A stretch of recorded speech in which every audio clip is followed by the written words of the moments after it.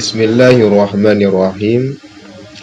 Musta'malul alfadhi haysu yujadu imma murakkabun wa imma mufradu fa awwalun madalla juz'uhu ala juz'i ma'nahu bi ansi matalam wa huwa ala qismaini anil mufrada kulliyun aw juz'iyun haysu wujida famufhimu ishtirakil kulliyu ka'asadin wa ansuhu juz'iyyu wa awalan lizati fi handaraj fasubhu awri aryudin idha kharaj wa kulliyatu khamsatun dunantiqas jinsun wa faslun aradun naw'an wa khas wa awalun salathatun bila syatat jinsun qaribun aw ba'idun aw wasat. Bismillahirrahmanirrahim. Ini fasal pada pembahasan segala lafal-lafal. Takalan di dalam bab tentang pembahasan lafal, karenanya tabut kitab Kawai Sini Sulam Munawarat di atas syarah Kawai Sini. I'lam anal mantiqi, bahawa sungguh para ulama mantiq la bahsa lahu illa alal ma'ani, bahawa sungguh ulama mantiq tidak membahas baginya lafal melainkan di atas makna-makna, di atas ma'ani. Jadi le para ulama mantiq urangnya hanaga bahas tentang lafal, melainkan yang naga bahas naga tentang makna-makna daripada lafal. Lakin lamma kana til ma'ani muftakiratan fi fahmiha ilal alfat aqadal mantiqiyuna laha baban. Akan tetapi manakala adalah makna-makna butuh pada pahamnya makna kepada lafal-lafal, niscaya menyimpulkan oleh para ulama mantiq baginya lafal-lafal akan satu bab. Sebenarnya tentang pembahasan lafal tidak ada kaitan dengan para ulama mantiq, tidak ada pembahasan para ulama mantiq. Namun karena makna-makna pada lafal butuh kepada pahamnya makna kepada lafal, maka ulama mantiq menyimpulkan untuk menjadikan tentang lafal satu bab, yaitu faslun fi mabahisil alfat, fasal tentang pembahasan lafal.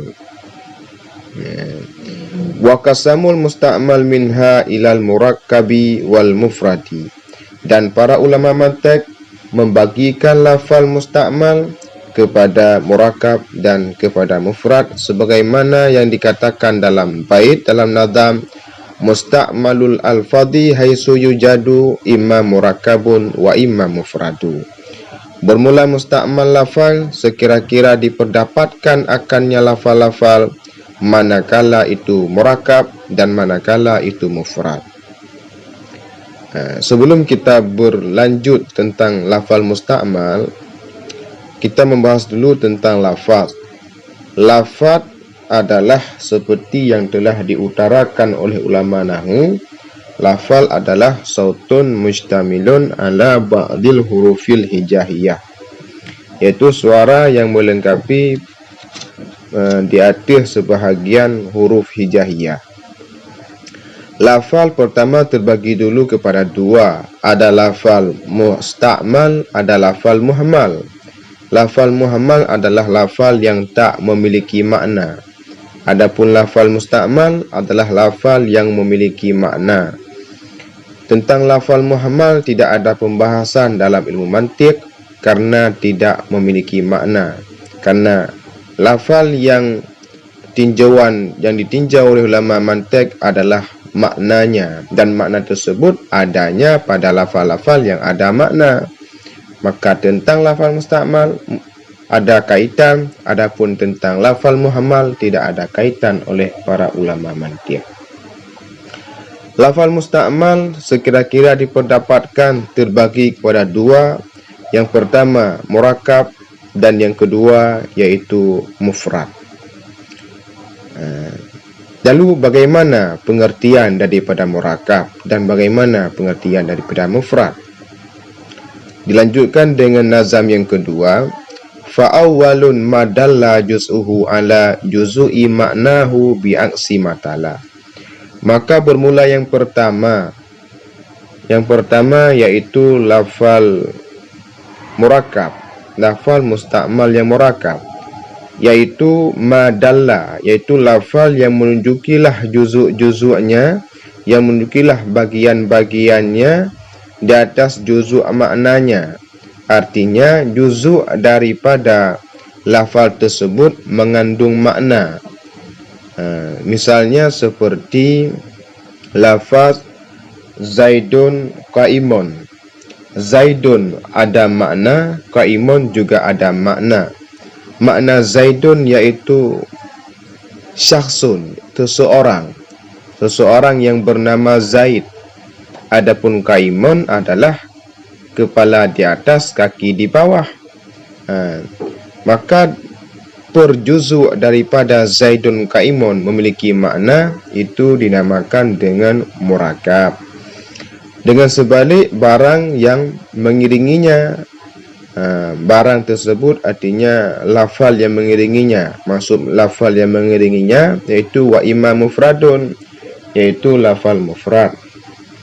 Lafal mufrad, lafal musta'mal yang mufrad adalah lafal yang juzuknya tidak memiliki makna. Ma la yadullu juz'uhu ala juz'i maknahu, yaitu per bagian ataupun per juzuk daripada lafal tersebut tidak ada makna. Contohnya seperti lafal Zaidun. Juzuk daripada lafal Zaidun tersebut adalah za, ya dan dal, yang dimana kalau diasingkan satu-satu, za tidak memiliki makna, ya tidak ada makna, dan dal juga tidak ada makna.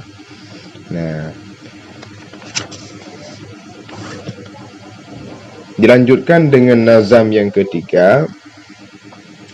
Wahwa ala kismaini a'nil mufrada kulliyun au juz'iyun haisu wujida. Dan bermula dianya terbagi kepada dua, aku kehendaki akan mufrad. Apa saja dua pembagian tersebut, yaitu kulli atau juz'i, sekira-kira diperdapatkan akannya mufrad. Artinya lafal mufrad, lafal musta'mal yang mufrad, dia terbagi kepada dua. Ada mufrad kulli dan ada juga mufrad juz'i, kapan saja diperdapatkan. Lalu bagaimana yang dimaksudkan dengan kulli, mufrad kulli?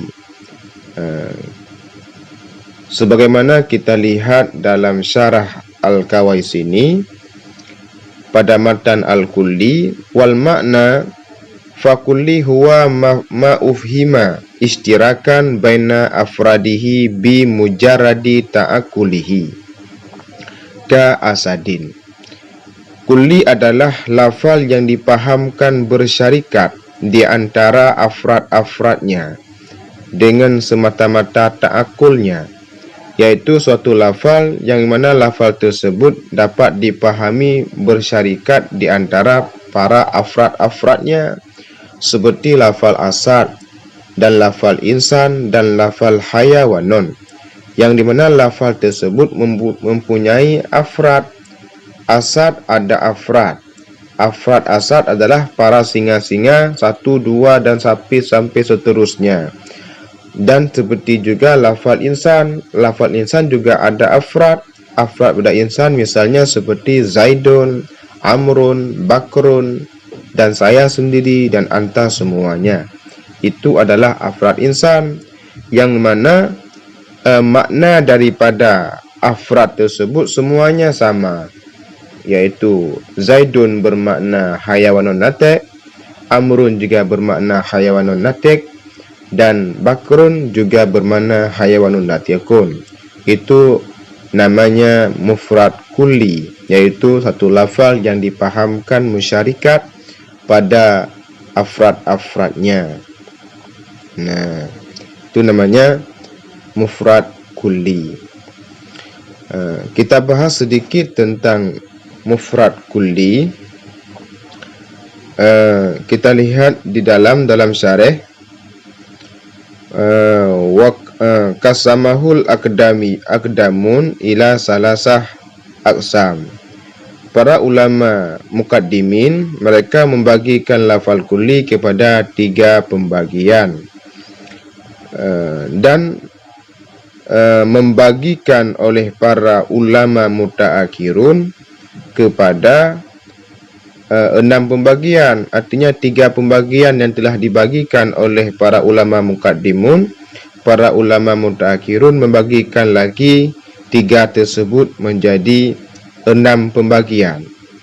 Dari 3 tersebut, satu satu-satu pembagian menjadi 2, dan 2 pembagian menjadi 2, 3 menjadi 2, maka 2 tambah dikali 3 menjadi 6.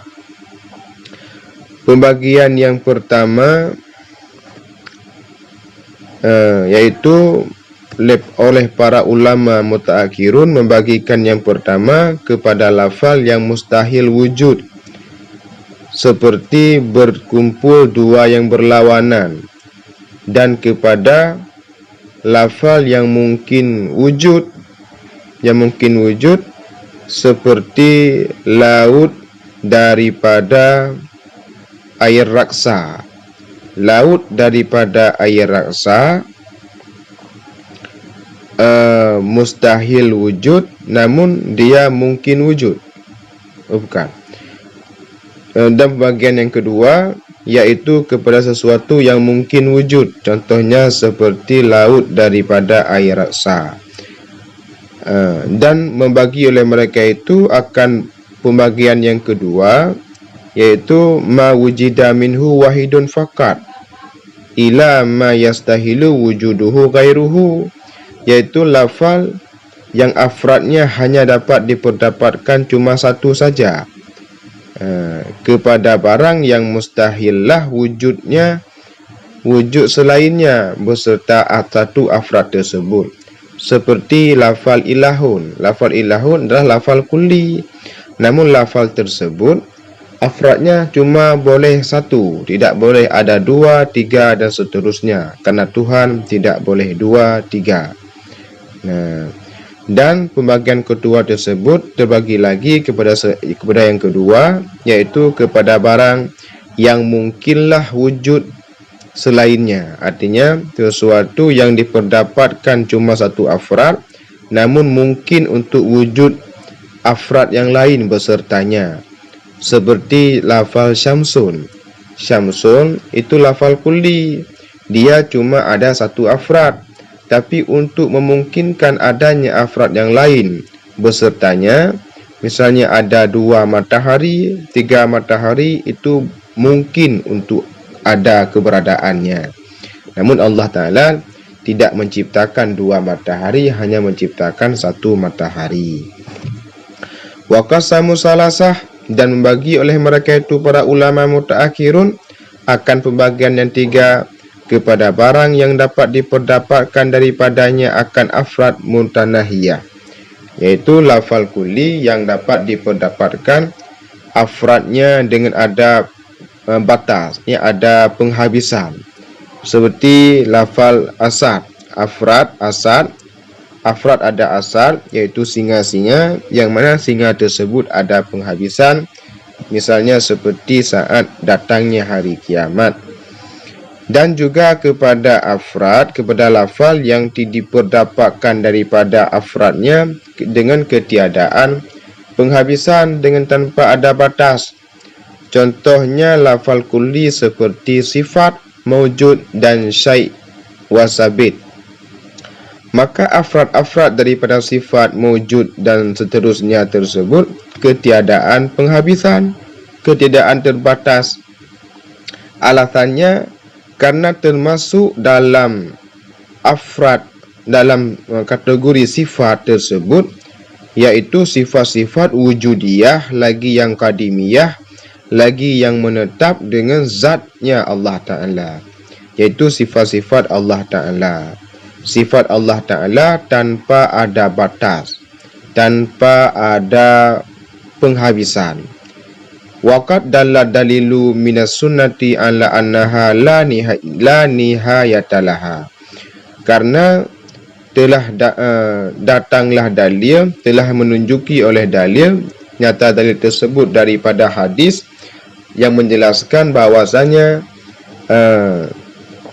sifat wujudiyah yang menetap pada Allah Ta'ala tidak ada penghabisan.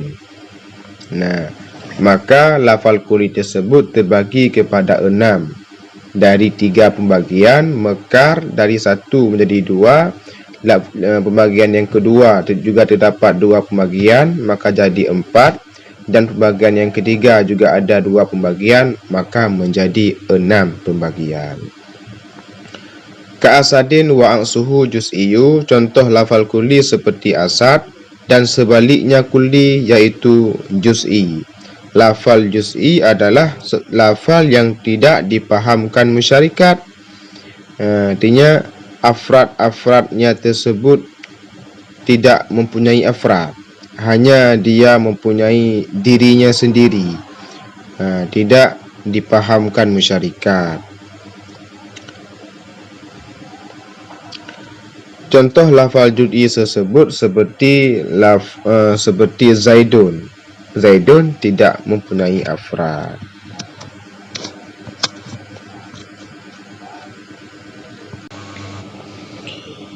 Wa awalan li zati infihan daraj fansubhu aw li aridin idza kharaj. Dan akan yang pertama bagi zat, jika dalamnya zat masuk ianya yang pertama, maka nisbah olehmu akannya yang pertama. Pada lafal awalan tersebut, di sana terdapat fiil yang ditakdirkan, yaitu fansub awalan, nisbah olehmu akan yang pertama bagi zati. Artinya lafal kulli tersebut terbagi 2. Ada kulli zati, ada kulli aridi. Kulli zati adalah jika dalam zat masuk ianya yang pertama. Artinya lafal kulli jika masuk dalam zat, dalam diri mahiyah, dalam juzuk mahiyah, maka dia dikategorikan sebagai kulli zati.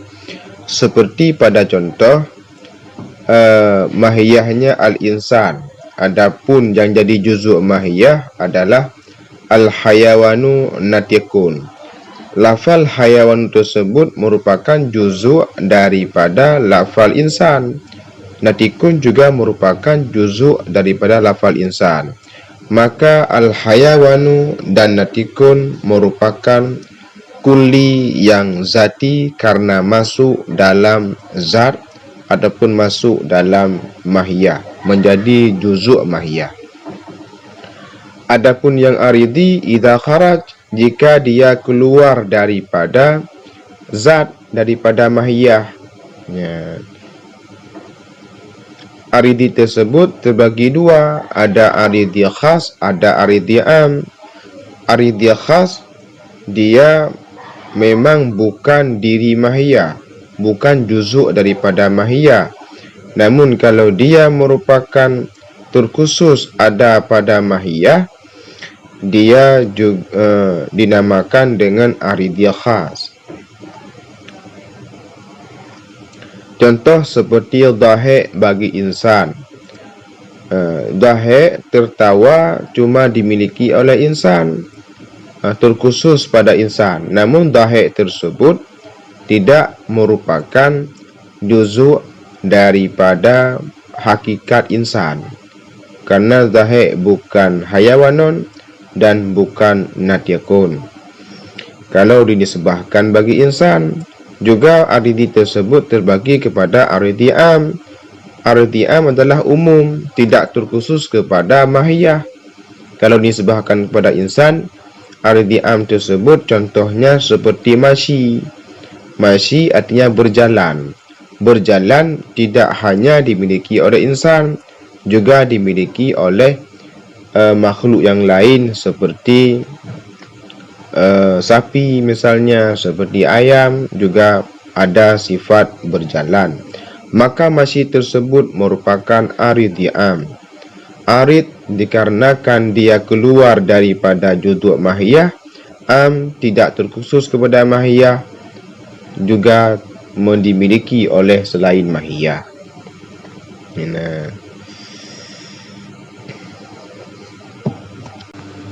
Nah, kalau kita perhatikan tentang pembagian lafaz, kalau kita perhatikan secara skema, lafaz terbagi dua, muhmal dan musta'mal. Musta'mal terbagi dua, ada murakkab juga ada mufrad. Mufrad terbagi dua, ada mufrad juz'i, ada mufrad kulli. Mufrad kulli terbagi dua, ada kulli zati juga ada kulli aridi. Kulli zati terbagi dua, ada jenis, ada fasal. Adapun kulli aridi juga terbagi dua, ada am, ada khas.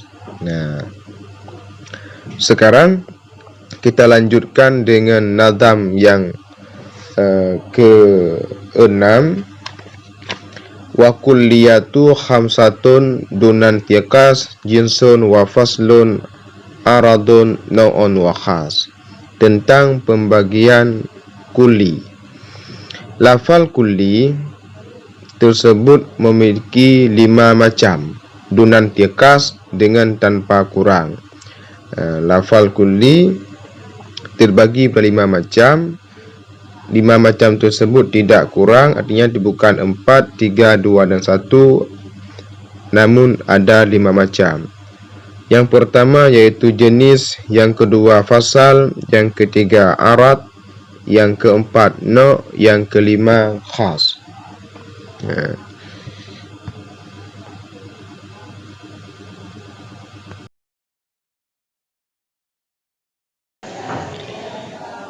Pertama kita bahas dulu tentang jenis. Kita lihat tentang syarahan dalam kitab Kawais ini.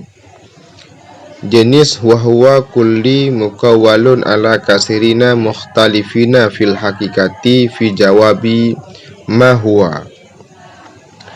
Jenis adalah lafal kulli yang diucapkan terhadap kebanyakan daripada yang berbeda-beda pada hakikat.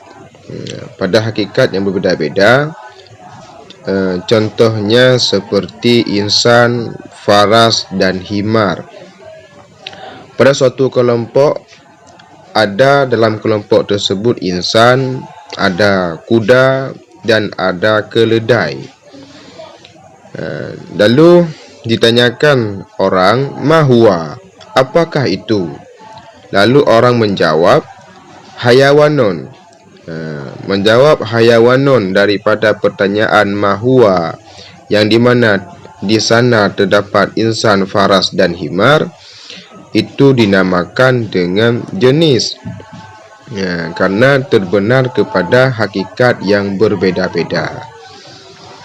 Dan juga boleh juga dicontohkan jenis tersebut, wa yusaddaqu 'alaiha fi jawabi qauli al-qaili ma insan wal faras wal himar. Juga dibenarkan terhadapnya lafal kulli tersebut pada jawab daripada perkataan orang yang bertanya, apa insan dan apa itu kuda dan apa itu himar. Lalu orang itu menjawab, al-hayawanun, mereka itu adalah hewan.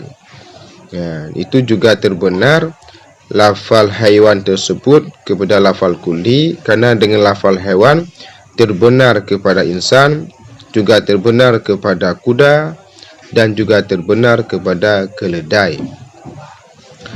Wa in syi'ta qulta, dan jika engkau berkeinginan, niscaya engkau berkata pada definisi jenis. Definisi jenis adalah huwa juz'ul mahiyah sadiqi 'alaiha wa 'ala ghairiha. Adalah bagian daripada mahiyah, bagian daripada hakikat yang terbenar kepadanya mahiyah dan terbenar juga kepada selainnya mahiyah. Seperti lafal al-hayawanu yang dinisbahkan bagi insan, yang mana hayawanu tersebut artinya adalah makhluk yang dapat bergerak, yang mana makhluk dapat bergerak tersebut terbenar kepada insan juga terbenar kepada selain insan. Misalnya seperti kuda dan himar, keledai. Itu definisi daripada jenis. Dan yang kedua adalah fasal. Fasal adalah wahwa juz'ul mahiyatil sadiqi 'alaiha, adalah juz'u mahiyah ataupun bagian daripada hakikat yang terbenar cuma kepada hakikat. Misalnya pada jawab daripada pertanyaan ayyu syai', bermula apakah itu sesuatu? Sesuatu itu apa? Lalu dijawab an natyakun pada pertanyaan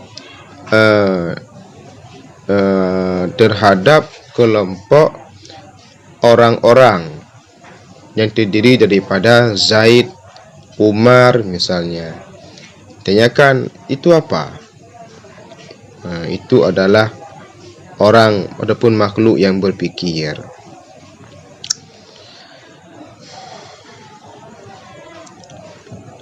Lafal fasal tersebut digunakan huwal mumayyizun laha an ghairiha, untuk membedakan bagi mahiyah dan daripada selainnya mahiyah. Seperti natiq dengan nisbah bagi insan.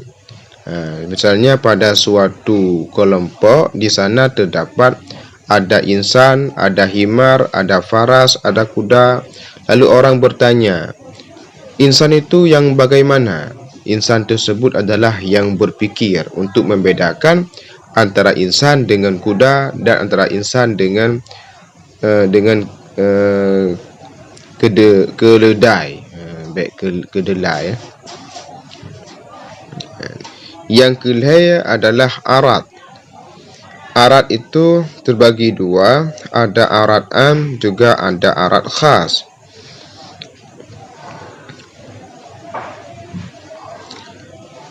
Arat am adalah kullil khariji anil mahiyah sadiqi 'alaiha wa 'ala ghairiha.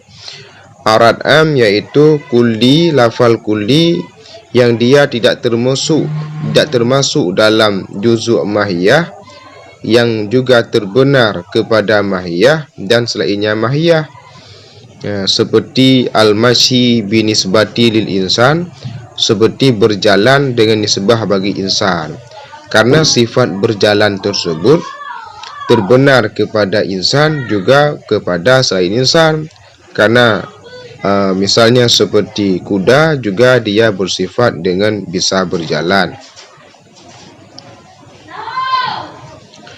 Wala yaka'il arat am fi jawab, dan tidak terjadilah arat am pada jawab.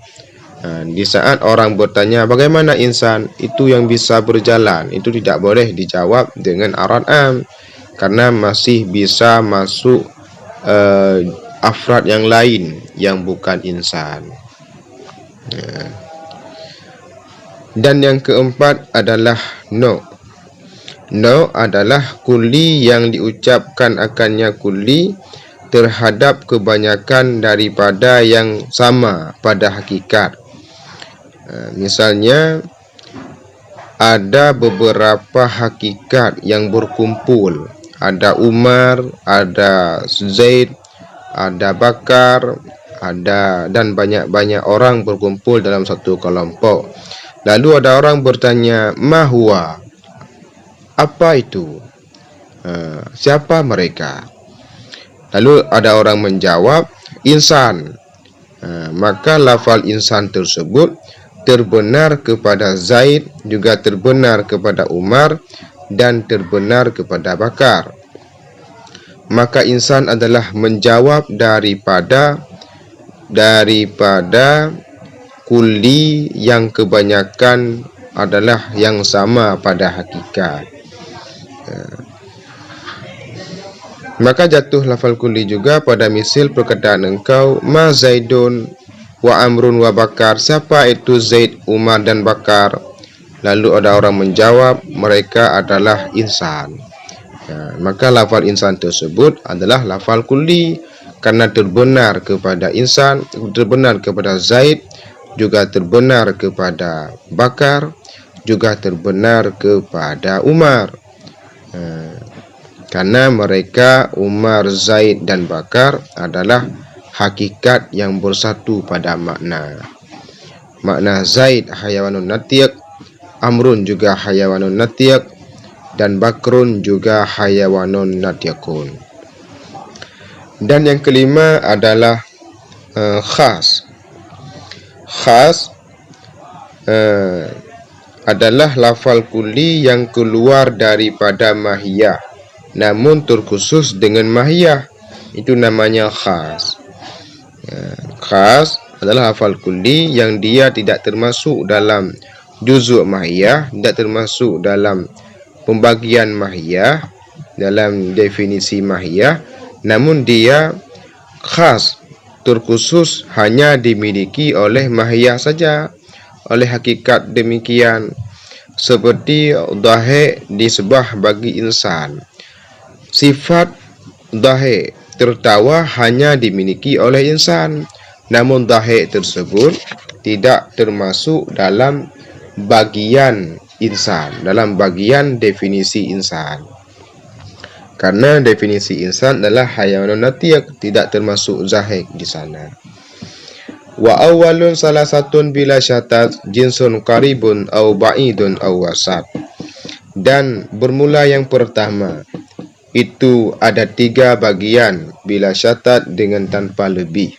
Yang pertama adalah jenis. Jenis tersebut terbagi 3 pembagian dengan tanpa lebih, tidak ada 4.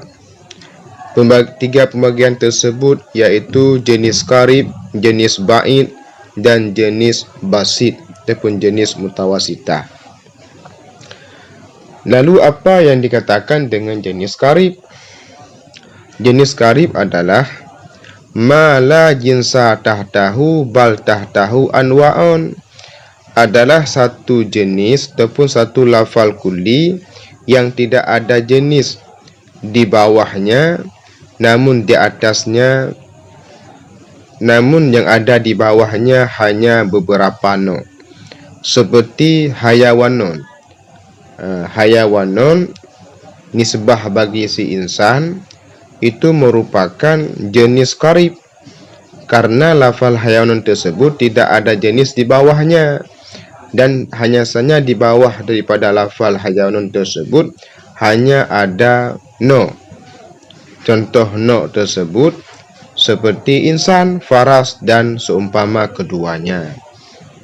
Nah, itu namanya jenis qarib, yaitu di bawahnya tidak ada jenis, yang ada jenis cuma di atasnya, namun yang ada di bawahnya hanya terdapat no saja. Seperti lafal insan, apabila dinisbahkan dengan definisi daripada seperti lafal hayawan disebahkan bagi insan yang merupakan menjadi juzuk daripada mahiyah insan. Yang kedua adalah jenis ba'in. Jenis ba'in adalah ma la jinsa fawqahu wa tahtahu ajnasun kal jauhar. Jenis ba'in adalah jenis ataupun lafal kulli yang tidak ada jenis di atasnya, wa tahtahu ajnasun, yang ada jenis hanya di bawahnya, dan jenis di bawah daripada jenis ba'in itu sangat banyak. Contoh seperti lafal jauhar. Jauhar adalah, kalau kita terjemahkan dalam bahasa Indonesia, jauhar tersebut adalah atom. Atom adalah satu molekul yang paling kecil dalam suatu zat. Maka tidak ada jenis di atasnya. yang ada di bawah daripada atom tersebut. Dari atom jadi ada pembagian ini, ada pembagian yang lain. Ada jismon mutlak, ada jismon gairul mutlak. Itu merupakan definisi pada jenis ba'id. Atau jenis mutawasitah. Yang ketiga adalah jenis mutawasitah, yaitu ma fawqahu jinsun wa tahtahu jinsun, yaitu jenis ataupun lafal kulli yang di atasnya ada jenis dan di bawahnya pun juga ada jenis. Contohnya seperti lafal jismon, maka jismon tersebut, jisim, adalah sesuatu yang di atasnya ada jenis yaitu berupa jauhar dan di bawahnya juga ada jenis yaitu berupa hayawanon. Maka lafal jismon merupakan jenis mutawasitah karena dia keberadaannya di tengah-tengah, di bawahnya ada jenis yang lain dan di atasnya pun juga ada jenis. Kalau kita perhatikan skema daripada jenis tersebut, kalau penisbatannya kepada insan, pertama jenis ba'id yang paling ba'id adalah jauhar. Lalu di bawah jauhar ada jismon. Lalu di bawah jismon ada nami, gairah nami. Nami yang dapat berkembang, gairah nami tidak dapat berkembang. Di bawah nami baru ada hayawanon. Hayawanon yang terakhir, karena di bawah pada hayawanon tidak ada jenis yang lain.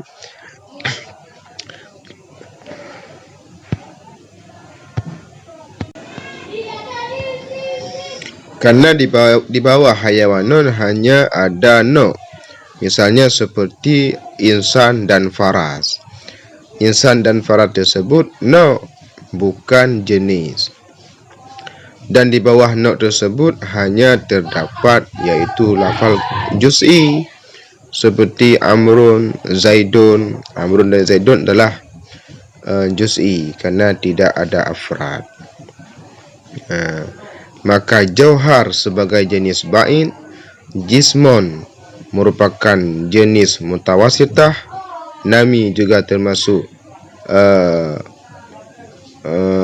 jenis mutawasitah, hayawanon merupakan jenis qarib.